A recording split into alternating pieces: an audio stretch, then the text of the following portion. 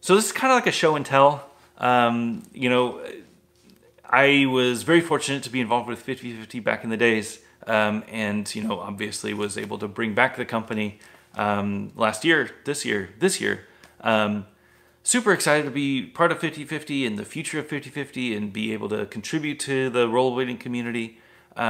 This weekend, I hung out a little bit with my business partner, Jess. Jess and I own 50/50. He ran the company by himself for the last 5 years of it before shutting it down. And before that, he and I were partners for about 5 years before I left and moved and took care of some family business. But Jess is a great guy, and he lives down in Southern California. He was moving, and while cleaning out his garage, found a ton of old 50/50 stuff and England clothing stuff. So I went through and sorted through all of the 50/50 stuff and put together the complete sets of frames, and we actually had them for sale at the Blading Cup event over the last weekend. The things we didn't sell, there are a lot of them. We only sold, you know, a handful of frames. The frames that we didn't sell are going to be on sale in a future site, and I'll definitely post something on the Instagram and Facebook when they are. Keep your eyes peeled on Blade Trade and the 50/50 site. I'm pretty sure that the frames are going to go on the 50/50 site, and all the England clothing stuff will go on Blade Trade, but we haven't quite gotten to that point yet. But know that there is more product out there. There are not a lot of sizes of frames, just to be clear.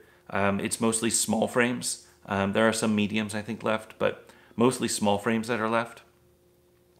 And with the England clothing, it's like samples, things that I was never an owner of England, things that they made that, you know, maybe it came out a little wrong, or maybe they made and they realized that it was too expensive to make. Like I had this, I tried on this big old jacket, like I don't know, it's like a parka jacket. I'm sure that thing would have been like $300 in the store. Not really something that they could bring into market, but they made some really cool samples. So there's a lot of stuff like that, one-of-a-kind items. Definitely keep your eyes peeled on Blade Trade.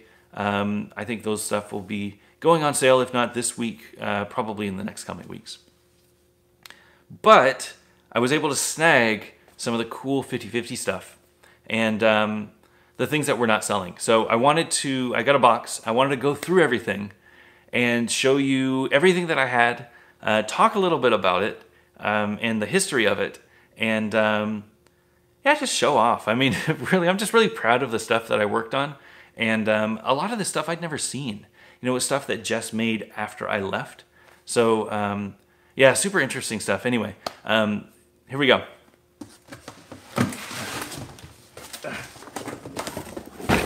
All right, so here's the box. So I'm going to start from the beginning, the oldest stuff first, okay? So the oldest thing in here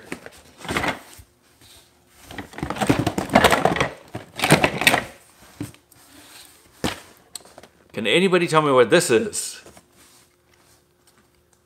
So this was a grind juice base plate that was designed for the original 50/50 frames. So back in the days when we started making frames, we had to figure out a way for the frames to fit on skates. And, you know, there was no standard back then. There wasn't UFS, so we had to make our own base plates. So what these things did is you would have 4 holes. These 4 holes lined up perfectly with the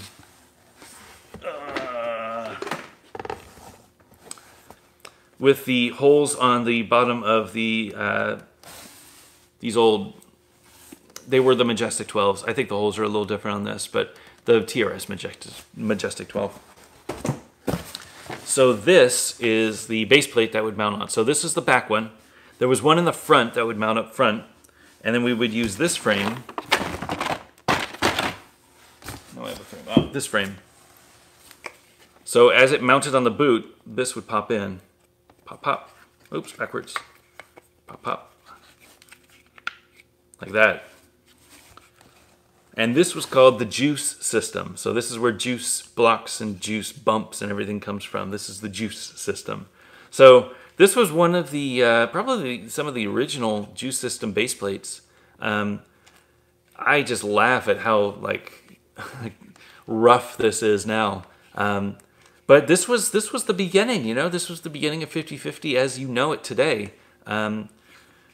We sold a lot of these, and we sold a lot of these frames. They were kind of the standard aftermarket frame. Like if you were a real rollerblader back in the days, you had 50/50 frames. It was just, everybody was skating them on mostly USD Thrones, but you could find them on any skate. And yeah, these base plates, I can't believe that he still had one. These base plates were machined out of solid UHMW. They had that T-nut, and it wasn't, it's funny, it wasn't an M6, it was a 3/8 bolt, so it was not metric, it was imperial measurements. So if you put, you know, a standard UFS bolt in, it wouldn't work, it would strip because it was the wrong thread. So yeah, we used all American American hardware. But that's it. So this was the juice system base plate, and this one I think was designed for the Majestic 12. I think the outline back here was changed to fit the throne. This actually might be one of the original throne ones. I'm not sure. But yeah, that's that's a pretty cool find. I'm really happy that I was able to find this one. All right, so after that, what else did I find? Oh, so grind plates. I found a lot of grind plates. So first, this actually isn't the older one. This is a fairly newer one. This is a Josh Petty grind plate. I can't believe that we were making grind plates for Josh because this was a long time into our thing. I mean, Josh was a fairly new team rider. You know, he was the frame generation. But these were the Josh Petty plates. So these were, you know, the same design as the original ones that I showed you before. Really cool. These were probably made in Huntington Beach, locally. You know, they came with 2 grind plates. Back in these days, though, that people didn't really ride grind plates, you know. People were getting more, I think this was the UFS days, so people were getting more into replacing frames. But this was a quarter inch grind plate. We also made, I don't know why we made these, but these were the 3/8 inch grind plates. They barely even fit in the packaging. Jeez Louise. I can't get it out. Why did we make these? If I remember, get out of there. So these babies are thick. They also have this beveled edge.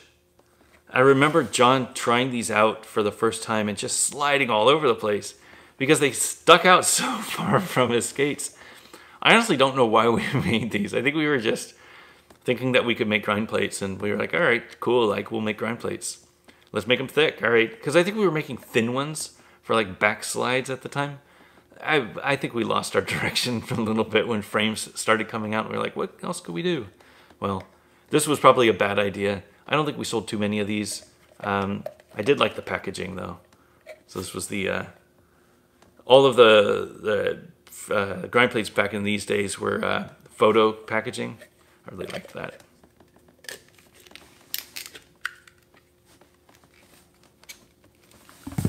All right, so that's the grind plate stuff. Frames. So I found some frames. So first, these were, check that out, still in the box. These were the original, what are they, large 50/50 UFS frames. Couple things to note, if you're familiar with the balance frames, this was the first version of the balance frames. The balance frame has the same mold. It's just been updated. So this has a tighter groove. I think that the balance frame has a slightly deeper groove. Slightly deeper groove. Do I have a balance frame? Oh, I have a balance frame.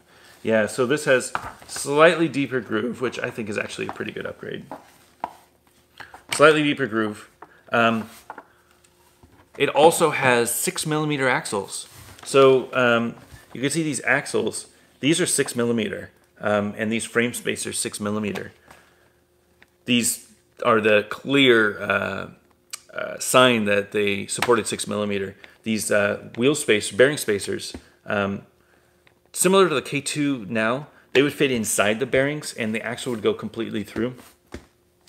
Really good design. I think standardizing on 8mm was probably the right thing for aggressive.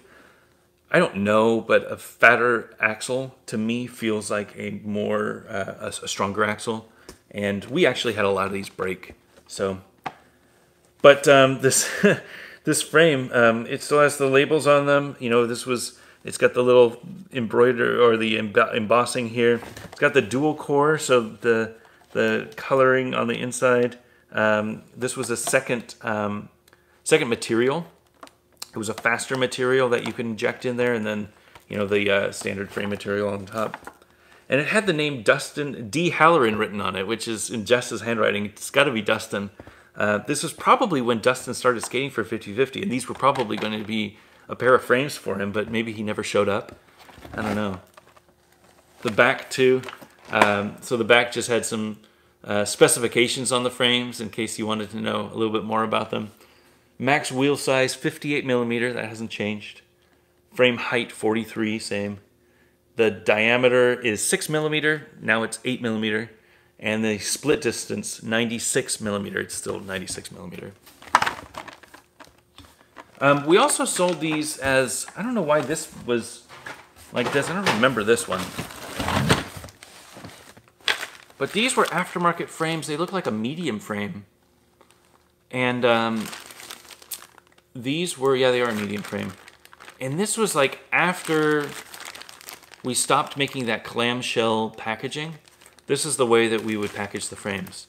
And these were probably like team frames. I don't know what they were called.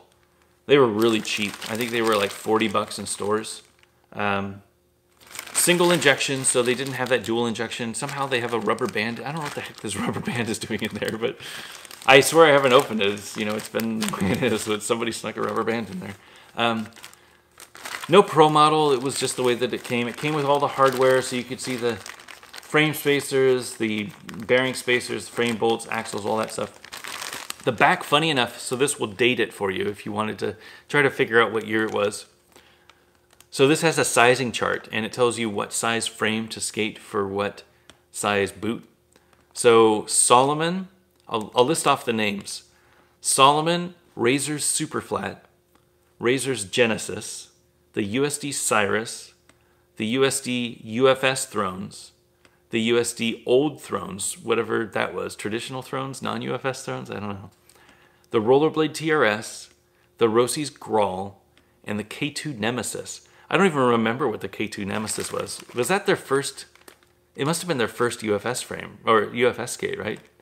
And I'm sure the Grawl was their first, Rossi's first UFS. So yeah, the Nemesis was probably right at that same time. So funny looking back at this old stuff, man. I don't remember making this, but this was during my time, so I guess I did. And why didn't I, like, seriously, why is this hang tag card so small? It's like, I don't know. It's like you're wearing small pants, or you know, somebody's like a small t-shirt like Ross on Friends. Anyway. So that was probably around the year 2000. Around that time we were making balance frames. I don't have any balance frames in here, I don't think. Oh, I do, forget that. So, check these out. So these are the infamous clear balance frames. You can see my finger goes straight through, straight through. No camera tricks, this is a clear frame. These were the infamous clear balance frames. And when we were making the balance frame, I want to say they sent us a pair of these as a proof to show what it looked like with the internal arch support. And they were like, hey, you know, we'd love to show you what it looks like, but, you know, computers are pretty crappy back in the days. We couldn't really open the 3D models. Why don't you take a look at these? And we're like, what the hell are these? So they sent us these and we said, oh, we've got to make these. These are incredible. So we made them, and we actually have about 20 pair left. So these are an example of the things that will be coming to the 50/50 website in the coming weeks, and on Blade Trade. Check them out. These are not to be skated. Very clear. These were defects that came from the factory. You can't really see, but this material doesn't dry super well or doesn't cool super well. And you can see it kind of flanges out like this. If you try to tighten your bolts, you're going to put way too much pressure on this and you're going to lead to cracking. So you can definitely put wheels on them. I think I'll set some up for like a display, but I would definitely not recommend skating them. Maybe mini ramp would be okay, but don't skate these on street. Like you're just gonna, it's not gonna end well for you. But they are so cool looking. So I actually, I heard from Eugen Ennen, who's one of my favorite skaters, who has a pro model Kaiser frame that is a smoky clear frame, and he told me that he got the idea from the 50/50 ones, and I'm blown away that he remembers those. They must have really left a mark, but he skates them really good. I know that he breaks them, but he skates them really nice. They're super fast on rails. I mean, this material is so hard. Anyway, so these are the balance frames that I have. All right, around that time, so the balance frames came with juice blocks, and you know what juice blocks are. Do I have juice blocks here? You know what? I don't know that I have juice blocks here. Well, juice blocks are those things that fit inside the frame. Oh, I have them right here. These are juice blocks. So they fit inside the frame. They create like a freestyle frame out of a balance frame. So you can skate these frames anti-rocker, flat, or with juice blocks. Juice blocks come with it. It's just the way that I prefer to skate. There's no resistance. You just jump on things and grind. And it feels really good to grind. We do sell these aftermarket, so if you wanted, you could get a black frame and get white juice blocks, white frame, get black juice blocks. Eventually, we're going to make colored frames, colored juice blocks, so you get a black frame with a red juice blocks, you get a white frame with blue juice blocks, things like that. We thought that the market was going to be much bigger for juice blocks, so we actually made packaging for juice blocks. Check this out! So it's like a little frame box. So this is a juice blocks packaging. I totally forgot that we made these. So you can see the picture of the juice block on the front. Has a little picture of balance frames in the corner that you probably can't see. It's got the fifth color, the shiny aluminum like silver print on them, on the bottom as well. It says on the front, compatible with any 50/50 UFS or 50/50 balance frame. Please read before use. Juice blocks are recommended for use by expert skaters only. 50/50 cannot be held responsible for any injury while riding juice blocks. We recommend riding at least a 56mm wheel to prevent the juice blocks from touching the ground and affecting control while skating. Words to live by. I mean, definitely want to recommend 56. I recommend 58s. You could actually ride 60s and they would be great. But yeah, juice block packaging. I mean, I can't even...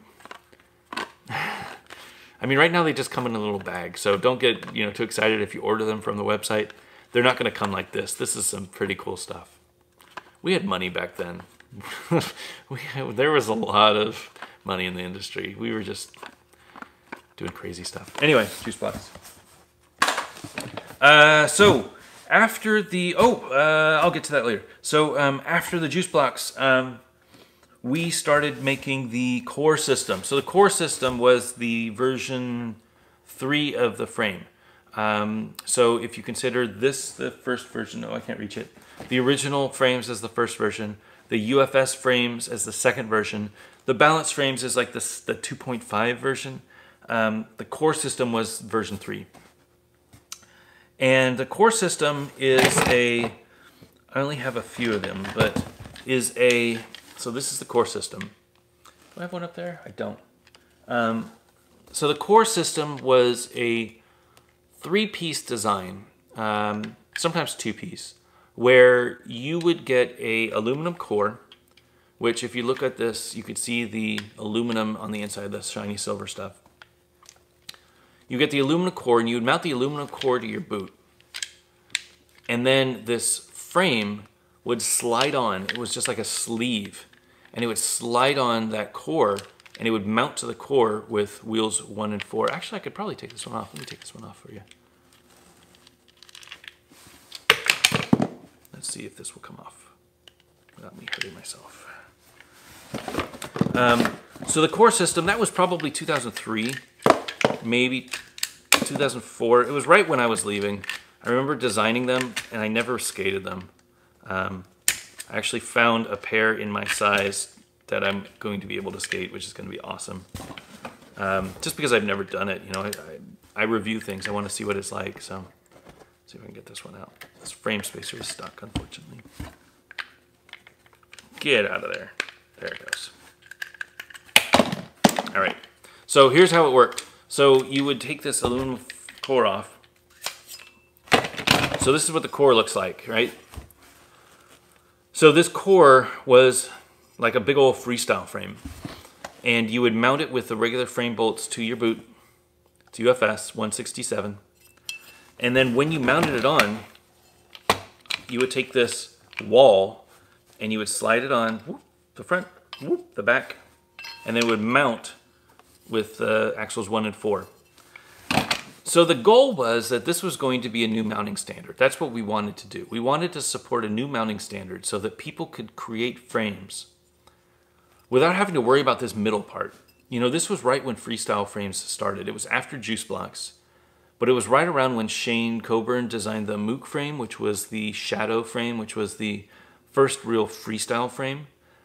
And we wanted to get into on that because we thought that that was an interesting way that the industry was going. So we designed this because we knew that the Mook frames were breaking, and they were breaking right in the middle. So we were like, well, maybe we could make it stronger with an aluminum core. So we made Freestyle Frames. So this is a 50/50 core system freestyle frame. And you can see it's core system, so it fits right on the thing, right? This one is freestyle. So if you look on the inside, you can see that it follows the internal core system like a glove. It's really clean. Do I have one that's off? I do. So this was the original prototype that I found. I don't know if this was 3D printed or what, but it's like this weird plastic. Maybe they machined it. But it slides out. So how do you get the frames together, right? I don't know why we did this, to be honest. It was probably a really bad idea and more expensive than it needed to be. But this is how it worked.